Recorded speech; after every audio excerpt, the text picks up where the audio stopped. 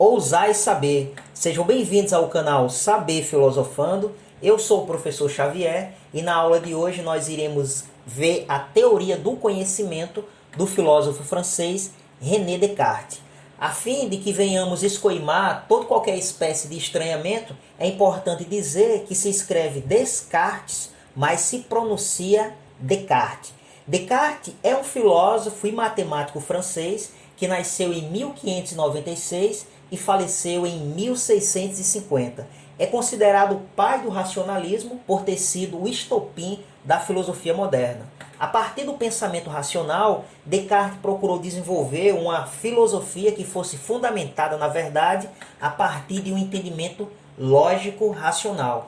Quando nos debruçamos diante da história do desenvolvimento do pensamento humano, conseguimos constatar que em cada momento foi predominante um modelo de pensamento. Se nós pararmos para pensar aqui em uma perspectiva ocidental e voltarmos para o berço do Ocidente, ou seja, a Grécia, nós iremos perceber que lá na Grécia Antiga o pensamento que predominou foi o pensamento mítico. A partir desse modelo de pensamento, os homens da época procuraram compreender como desenvolvia as relações entre os seres humanos e também os deuses.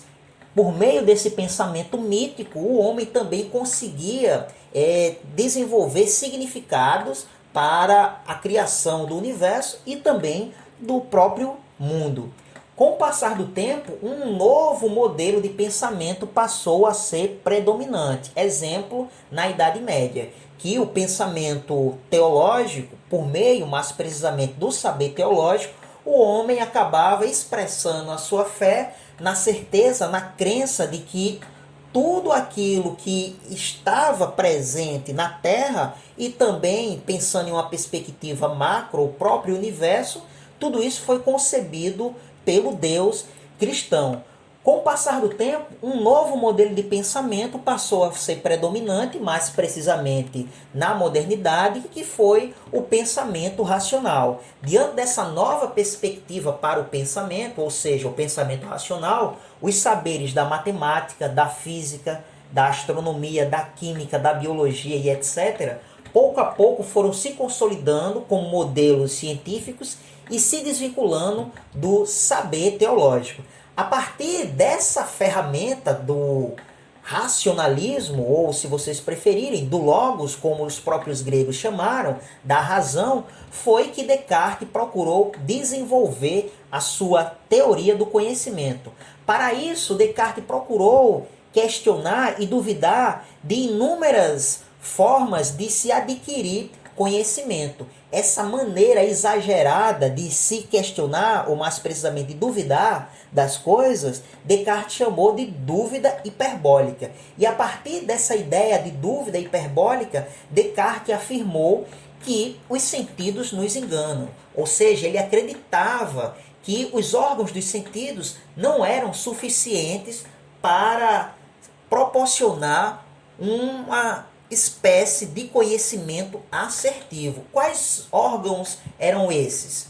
O tato, o paladar, o olfato, a audição e até mesmo a visão. A título de exemplo, é possível imaginarmos que em um dado momento nós já estivemos diante de uma determinada situação na qual estávamos observando uma determinada pessoa longe de nós e acreditávamos que aquela pessoa era um amigo que não víamos há muito tempo.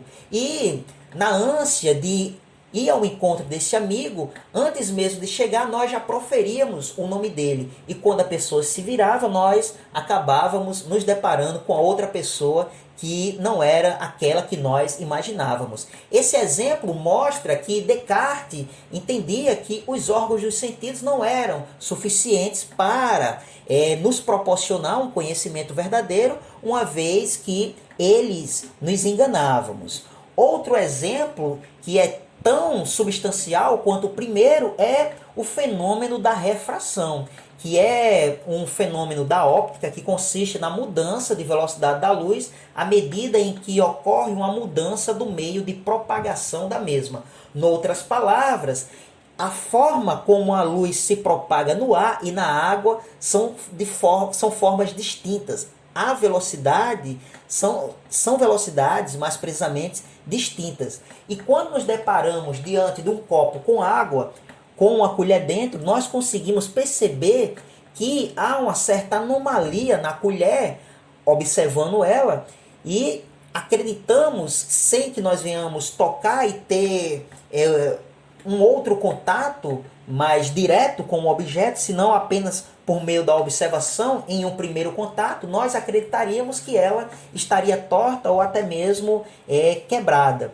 Quando na verdade a colher ela está intacta. Basta observarmos quando a colher sai de dentro d'água. E isso acaba fundamentando a ideia de que Descartes acreditava que os órgãos dos sentidos não são suficientes para nos proporcionar um conhecimento verdadeiro.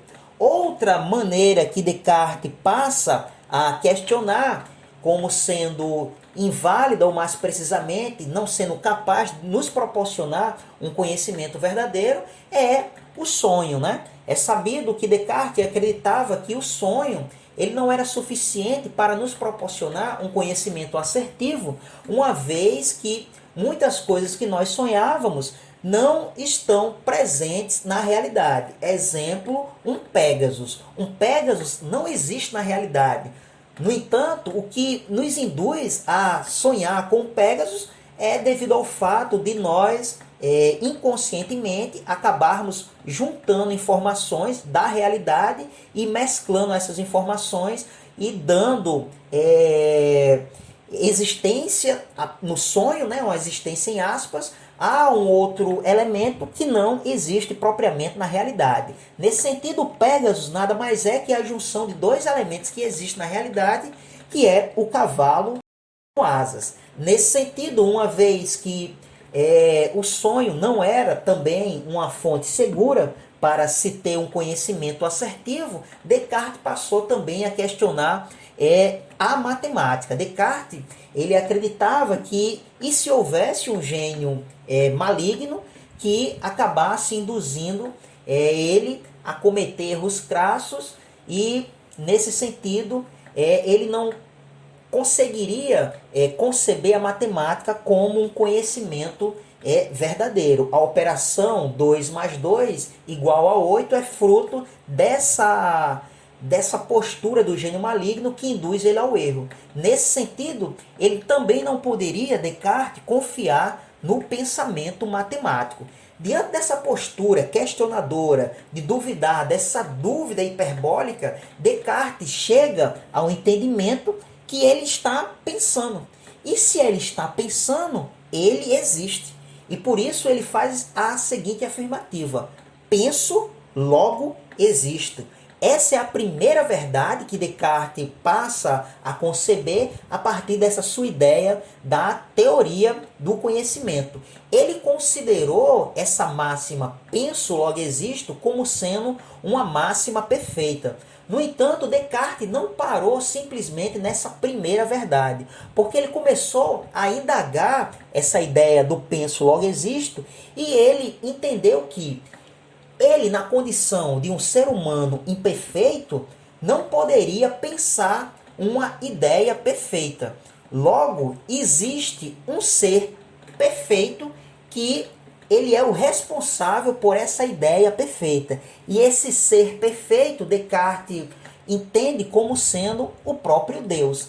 Daí ele passa a compreender que essa ideia perfeita, que não foi criada por ele, mas por um ser perfeito, no entendimento dele como sendo Deus, ele compreende isso como inatismo. Ou seja, a ideia já estava dentro dele e não foi ele propriamente que a criou. Um ser perfeito colocou na cabeça dele, né? E coube a ele, a partir do pensamento lógico, racional, desenvolver as suas capacidades intelectivas a fim de conceber essa ideia de que ele, na condição de ser imperfeito, não poderia propriamente criar uma ideia perfeita. Então, se existe uma ideia perfeita, logo foi um ser perfeito que a criou. E partindo desse entendimento lógico, Descartes passa a conceber a ideia de que Deus existe. Eu fico por aqui.